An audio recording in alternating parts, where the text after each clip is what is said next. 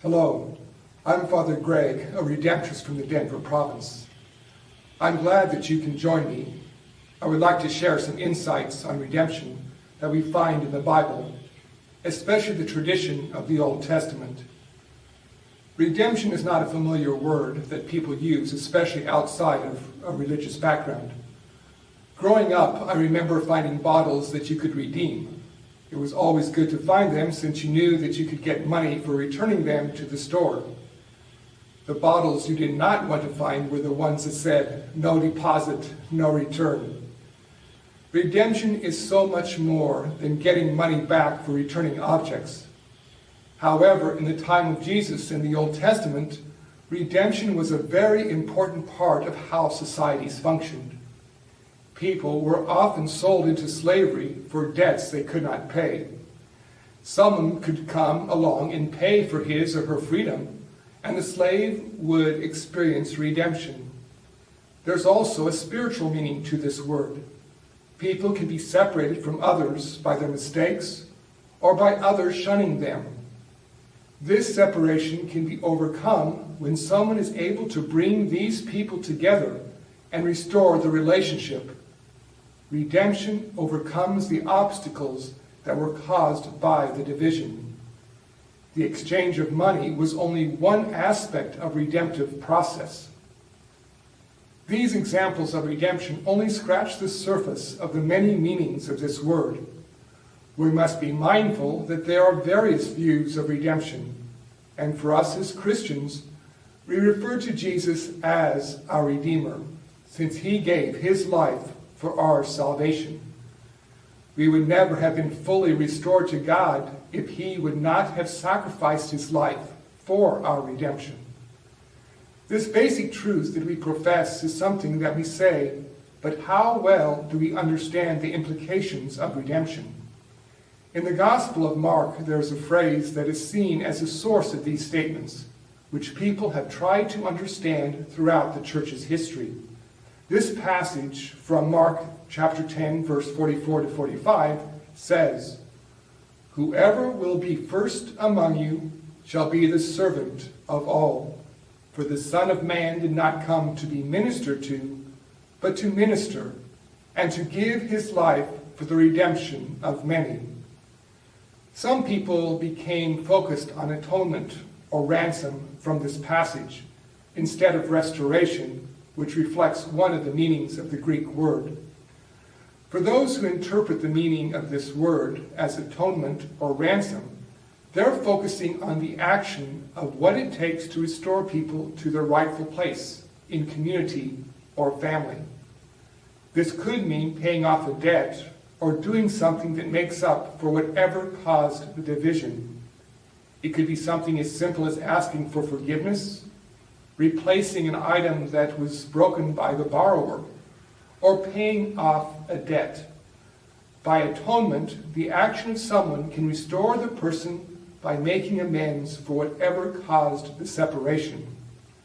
This atonement can be made by the person who has been separated or by someone else who is interested in intervening in the situation. This passage from Mark shows that Jesus is the one who intervened in making things right. Whatever caused the separation has been remedied, and by what Jesus did. Most people who read this passage from Mark would understand that it is talking about what it means to serve. The difficult side of service is a willingness to sacrifice one's life for the sake of restoring others to God and neighbor, which Jesus did. However, some people got focused on the action of atonement or ransom and wanted to theorize who had to be paid off so people could be restored to their rightful place. I believe it is important to understand what separates us from God. However, defining a person that owns us goes down a path that can take us away from what is truly important. The atonement perspective of redemption is not clear, and there are various views that have been taught throughout the centuries of the church. I'd like to focus on three of them. We have atonement theory from Origen, St. Anselm, and Peter Abelard. Most other views fit with these three perspectives. The starting point of these views is that Jesus gave his life to redeem us, to pay off a debt to someone. The new question, who controlled us? Who did Jesus have to buy off for our redemption? We will start with Origen, who was responsible for the ransom theory. He believed that the price of atonement was paid to the devil by God in Christ. Jesus' sacrifice of his life was what the devil demanded of Jesus for humanity to be free. We might find this kind of bizarre approach to understanding atonement, but for the early church, they had to figure out who owned us, who possessed us. Jesus had to give his life to bring us back. A prominent Greek thought that influenced this idea was a dualistic approach to their philosophy that believed in the battle of good and evil. God is seen as giving all good things to humanity, while the devil is what brings oppression and destruction. By people making mistakes and choosing to sin, they have given themselves over to evil and the control of the devil.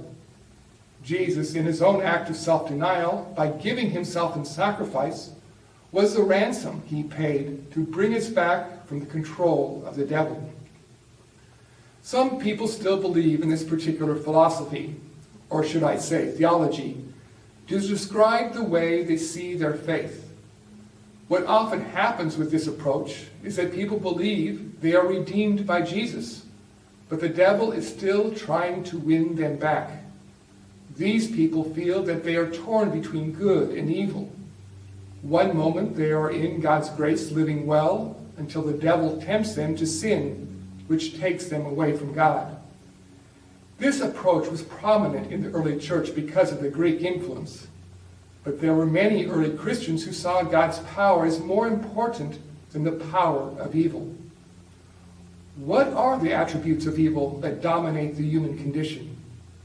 We all know that evil comes from the human heart, but people projected this understanding to an outside force, to the devil or demons.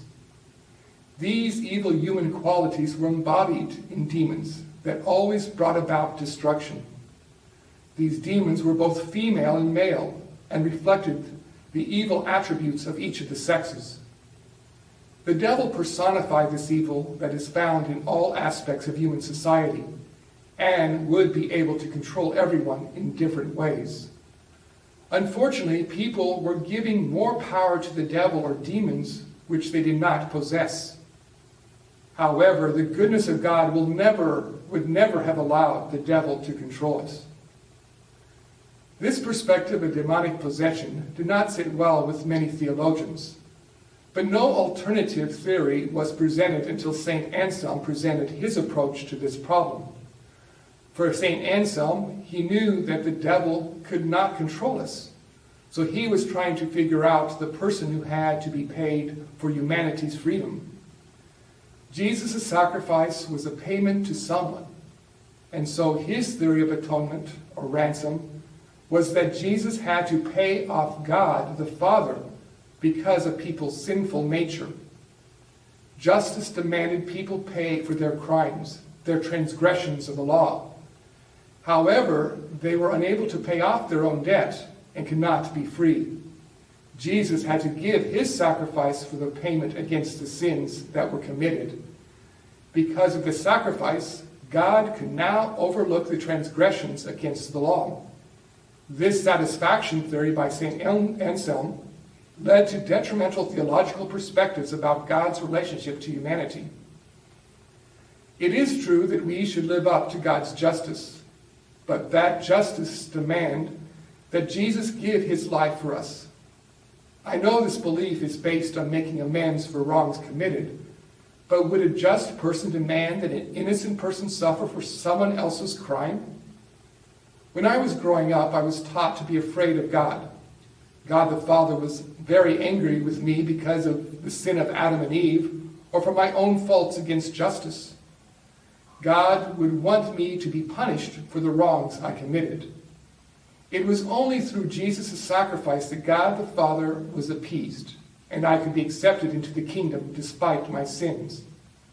But of course, we were then told that Jesus is going to be our judge and make sure that we would pay for our crimes that we've done since we caused his suffering. This understanding of atonement was detrimental in understanding the true nature of God's love. Jansenism was a heresy that took this theology and focused on perceived laws of God that had nothing to do with the command of love, but instead pious devotions as absolute laws that people had to follow. They focus on these perceived laws of God as essential for salvation, which people could not live up to. People would be condemned by the standard of justice, and they would fear God since the requirements of salvation is beyond their reach. This caused a distortion of a loving God to a God who had to be feared. This perspective of atonement is one of the great evils of this heresy. Unfortunately, this approach is still present in the church, and people have tried to confront this bad theology. Pope Pius IX, in one of his letters about devotion to the Sacred Heart, makes an important insight into our relationship to God, which challenges this notion of atonement. I'll go ahead and read a passage which warns of this heresy in the lives of the faithful. For as in olden time, when mankind came forth from Noah's ark, God set his bow in the clouds, shining as a sign of a friendly covenant. So in the most turbulent times of a more recent age, when the Jansenist heresy, the most crafty of them all, hostile to love and piety towards God, was creeping in and preaching that God was not to be loved as a father, but rather to be feared as an implacable judge. And the most benign Jesus showed his own most sacred heart to the nations, lifted up as a standard of peace and charity, portending no doubtful victory in the combat. This perspective of Pope Pius IX leads us into another perspective of atonement that was based on love. A contemporary of St. Anselm was Peter Abelard, who would have agreed that Origen's notion of atonement was wrong because the devil did not own us. Also, Peter Abelard did not buy into St. Anselm's view of atonement, but presented another theory because he saw the pitfalls of having a wrathful God that demanded his son to die so God could accept humanity. Peter Abelard presented several theories of the significance of Jesus' sacrifice and how it restored people to God. He did not have a systematic approach on the topic, but several reflections of trying to work out the notion of atonement. Others took his approaches and came up with exemplarist theory of atonement that was based on his writings. The basic concept of this theory believes that Christ's love for people was the reason why he was willing to give his life on the cross as a sign that his love for them was greater than their sinfulness. This love invoked in the sinner a response to love which removed the sin. From this approach, if anyone had to be bought off, it's us. It wasn't God. It wasn't the devil. This atonement was changing our hearts to free us from our own separation with God. The price of his sacrifice was to restore our relationship to God, since the division was caused because of our sins and wandering away from God.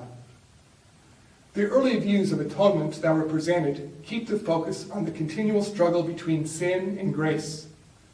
The devil can own you if you stray away from God's law, or that God will disown you by disregarding Jesus' sacrifice and choosing to do evil. These views believe that one moment you're in God's grace, and the next moment you're out. From this understanding, would Jesus have to sacrifice his life again to restore our relationship? The view that was derived from Abelard, Jesus' sacrifice was only needed to happen once, since it is a sign of perfect love that calls sinners back to God, no matter how many times they have failed. Sinners must only reflect on Jesus' action of love to restore themselves to the rightful place, since they are once again desiring this relationship and turning away from evil. Jesus was aware that all people are on a journey of life. There are many hardships that we face on this journey because of bad luck or bad choices that cause separation and division from God and others. How do we need to restore ourselves to a rightful place? Is it as simple as turning from evil or accepting God's grace and forgiveness? A God who loves us is the foundation of our tradition and is seen in the stories of God's people. These stories of God are found in the Old Testament before the time of Jesus and during his time. We are able to understand God's redeeming love throughout all of history. This has been experienced in the 2,000 years of our church's history and even in our own journey of faith. God has made his love, his redeeming love, present to us through his interaction with us in history. The greatest sign of Jesus' love to us, the Redeemer's love, was his willingness to give everything, even his life, to transform our hearts. It's this very fact that through that love and the experience of it, we have now been able to comprehend what true redemption is about. Jesus, our Redeemer, the one who has liberated us and brought us freedom, hopefully, looking at these different views of atonement, has been helpful in understanding your own theology and what this means for your faith. But I think what we really need to do is to go back in time and see what Jesus believed. What was his perspective on redemption? Because of these particular views of atonement, we now know how the church interpreted it, but it's important for us to go back and see how's Jesus understanding and what was the importance to him about redemption and what role it would play in his life. Jesus would have had the tradition of the Old Testament to guide him in his understanding of redemption. I will now be sharing some of the core beliefs of Jesus that he took from the Old Testament and shared with the people of his time. These beliefs were utilized in how he lived and in the teachings that he proclaimed. There are 3 books of the Old Testament that I want to look at.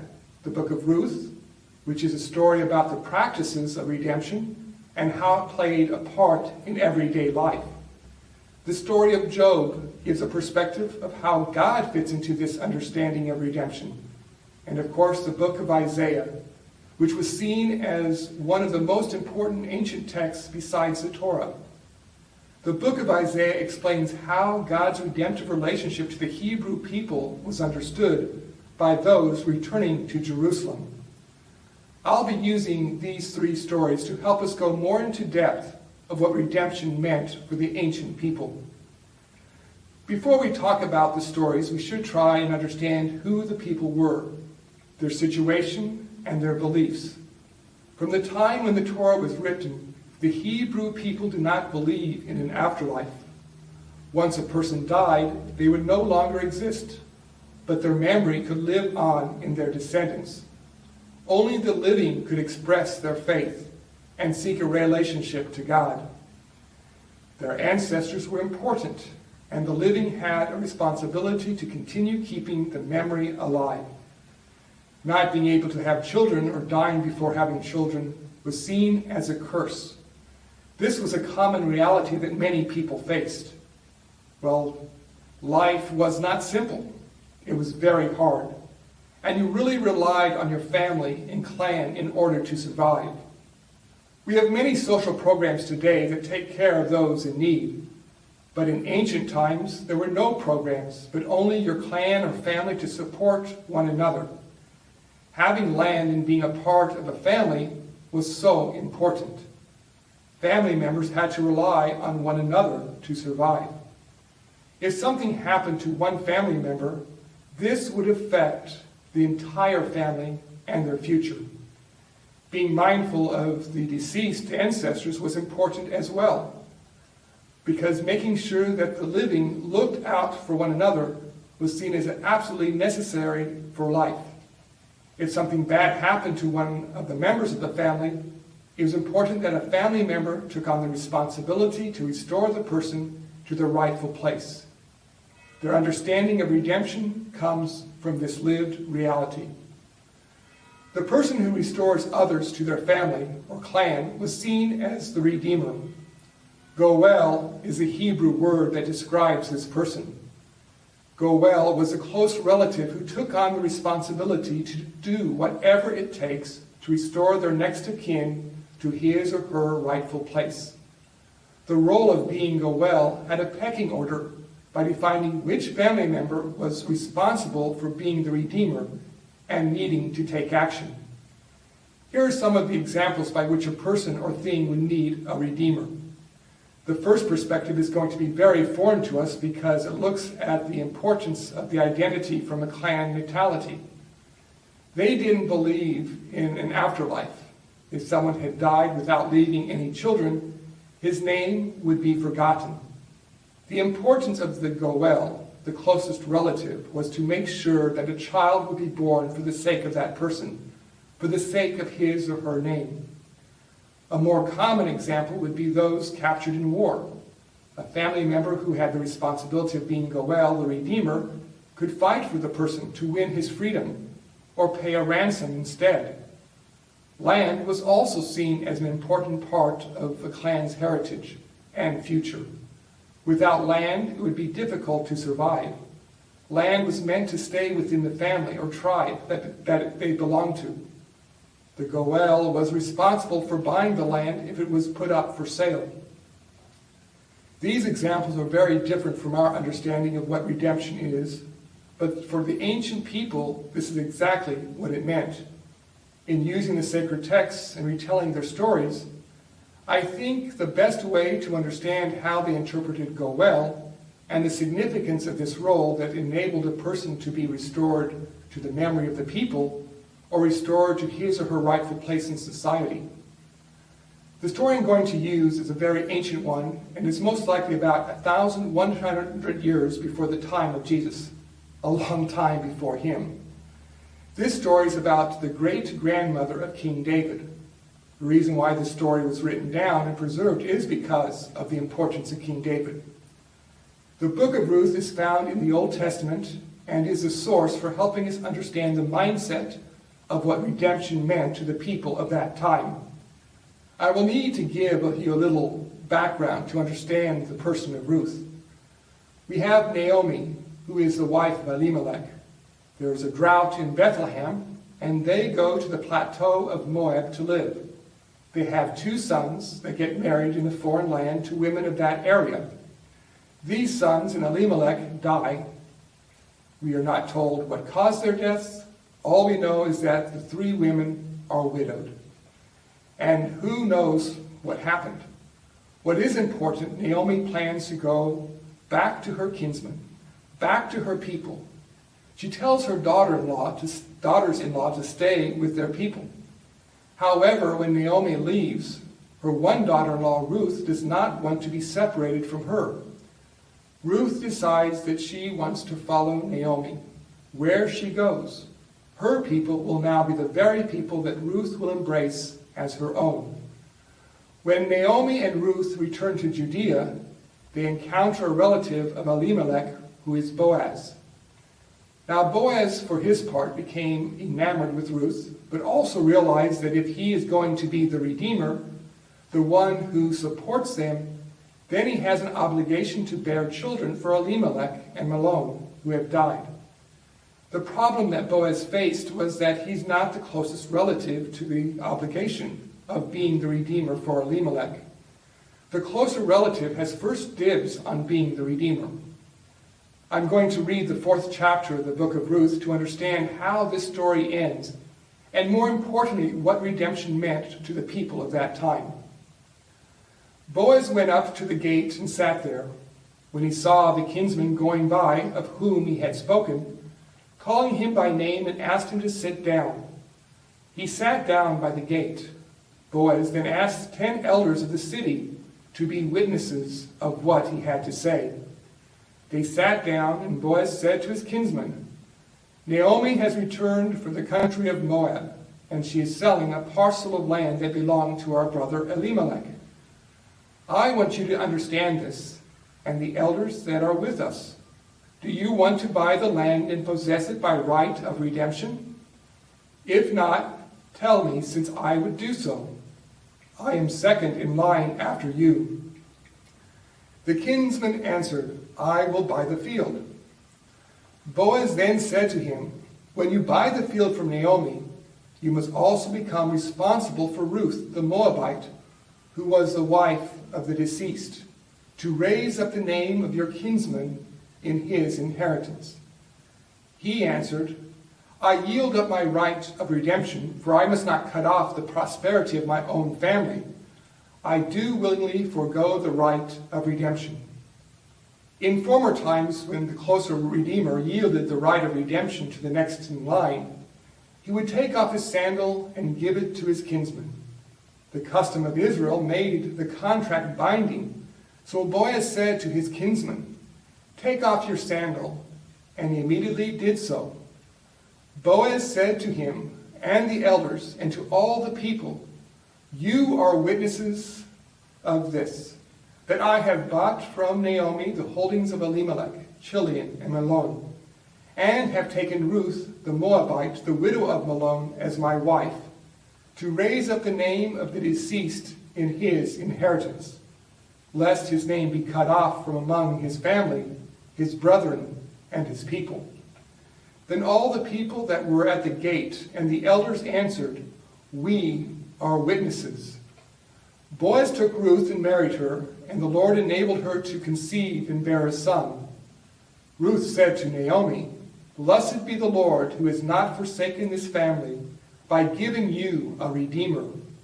May his name be preserved in Israel, and may the one comfort your soul and gladden you in your old age. He is born of your daughter-in-law who loves you.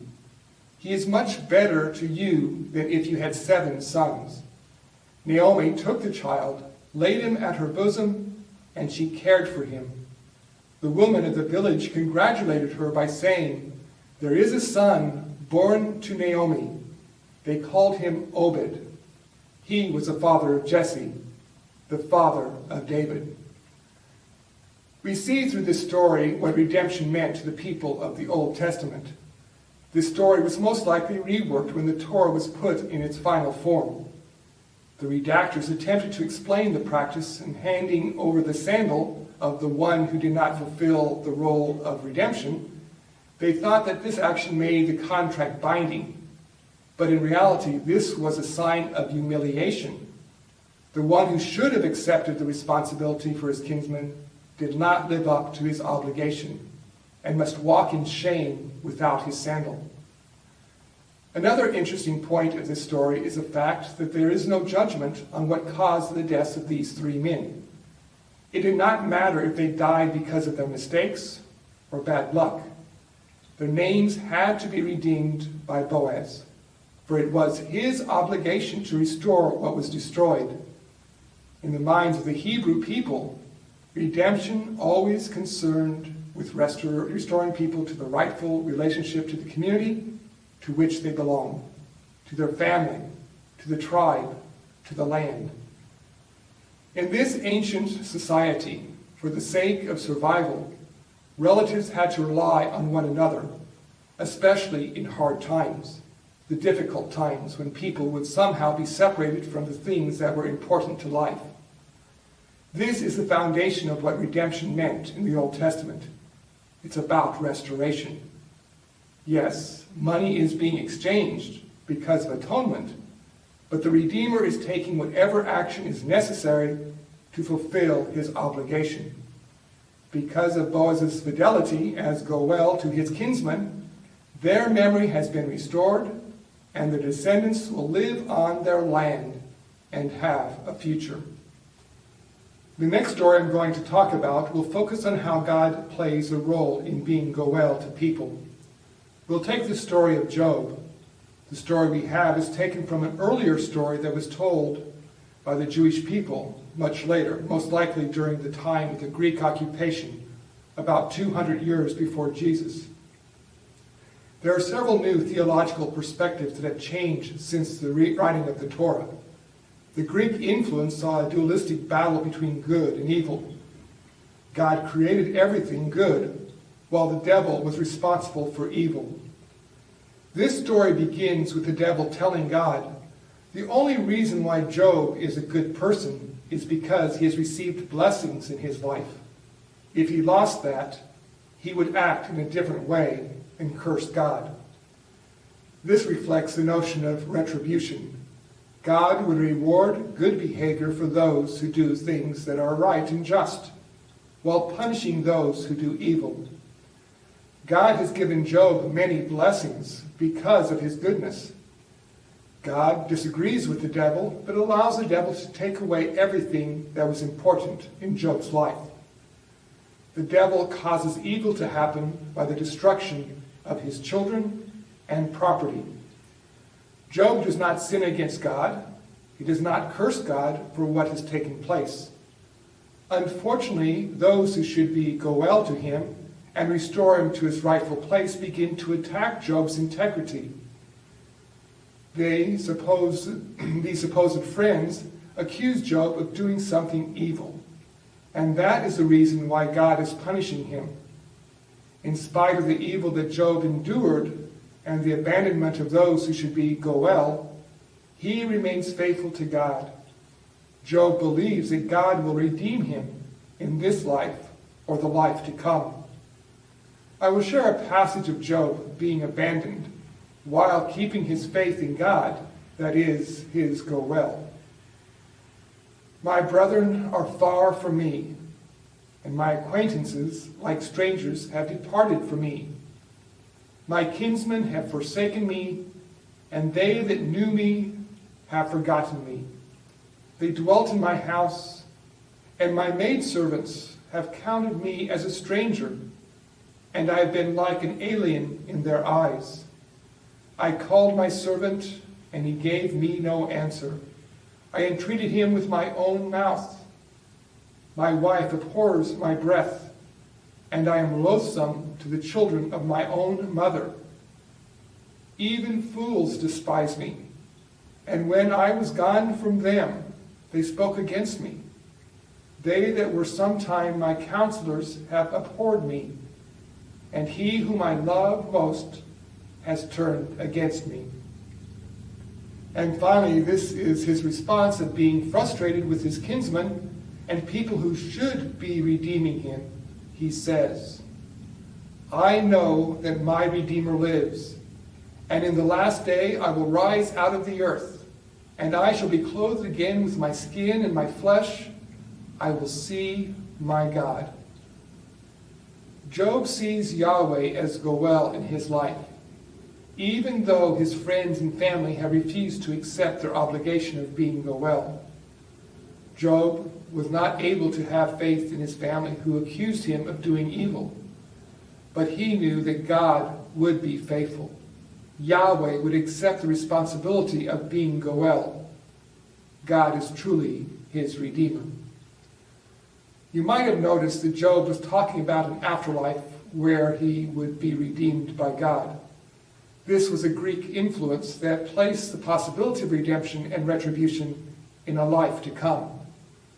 Prior Hebrew thought was that retribution was in this life or against the descendants of the person. Even though this future redemption is mentioned, God restores everything and more to Job in this story because of his faithfulness. God is goel to Job and undoes the evil that the devil brought about. God also chastises his friends for falsely accusing Job of evil and not being goel to him. Now I want to focus on an understanding of redemption between Yahweh and the Hebrew people that was recorded in the last portion of the book of Isaiah. This part of the book was written at the end of the Babylonian exile, about 520 years before the time of Jesus. The book of Isaiah reflects over a 200-year period of history. The original portion of the book discussed the northern tribes falling to Assyria when Isaiah lived. Later writers added to it when the southern tribes fell to Babylon and Jerusalem was destroyed. The Hebrew people were trying to figure out, how could God abandon them? So of course they saw by their infidelity, by worshiping other gods, that these terrible things happened because they broke their relationship to Yahweh. They chose slavery to Babylon over being faithful and protected by God. It was their sins that caused their separation, which led to their exile in Babylon. The exile was not the end of the story, but a new way to understand the covenant that God made with them. God's faithfulness would not allow them to be slaves and separated from their land and place of worship. The last portion of the book of Isaiah refers to the history when Babylon was defeated by Persia under Cyrus the Great. The old model of conquest was to take people from their land and move them to other places in the empire. Cyrus, on the other hand, allowed people to be able to worship their gods and return to their sacred lands. He was a king of kings, but he allowed the Hebrew people to return to their land and rebuild their cities and temple. So for them, they saw this as redemption, that they were being restored to their faith, to the right relationship to God and others. In the book of Isaiah, from chapter 40 to 60, Yahweh is referred to as Goel, the Redeemer of the Hebrew people. There are different ways to show how the Hebrew people believe God is Goel when they received their freedom from Babylon. We know that their redemption came through the conquest of Cyrus the Great over Babylon, but for the Hebrews, they saw Yahweh as the one who commissioned Cyrus to free them. He was the instrument of Yahweh that made redemption possible. They saw the role of Cyrus as secondary as the anointed one of God, the Messiah, who will bring about God's wishes because Yahweh is Goel. So in God's plan for Cyrus, he was the anointed one who did God's bidding as the instrument of redemption, but the true Redeemer is Yahweh. This understanding is reflected in the following passage. Thus says Yahweh, your Redeemer, your Maker from the womb. I am the Lord that made all things, that alone stretched out the heavens, that established the earth, and there is none like me. I make void diviners and make the soothsayers mad. I confound the wise and make their knowledge foolish. I will raise up my servant and give counsel to my messengers. I say to Jerusalem, you shall be inhabited, and the cities of Judah shall be rebuilt. And I will raise up the wasteland. I will say to Cyrus, you are my shepherd, and you shall perform all my desires. I say to Jerusalem, you shall be rebuilt, and the temple as well. Your foundation shall be laid. Thus says the Lord to my anointed Cyrus, whose right hand I have taken hold of, to subdue the nations before his face. We have a clear understanding that Yahweh is Goel.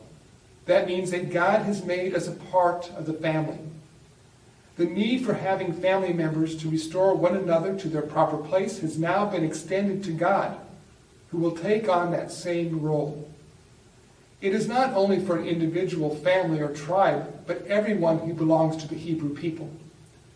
Yahweh has fulfilled the covenant bond and the obligations to be Goel. This perspective from the Old Testament is what Jesus would have listened to. He used this understanding from the past to shape the way he lived and taught the love of God for all humanity. The next gathering that I'll be presenting is going to focus on what is redemption from Jesus' perspective. Jesus did not come up with something new, but used the Jewish tradition to understand his role as Messiah, especially as his call to be the Redeemer. The talk will focus on the tradition from the Old Testament and the way Jesus expressed it in his ministry and the way he explained our relationship to God. We'll be able to see what Jesus meant by his interpretation of goel by looking at the way he lived. To help us prepare for watching the next presentation, you might want to reflect upon this question. How does Jesus the Redeemer affect your faith life? In what ways have you felt Jesus restoring you to your proper relationship to God and the faith community?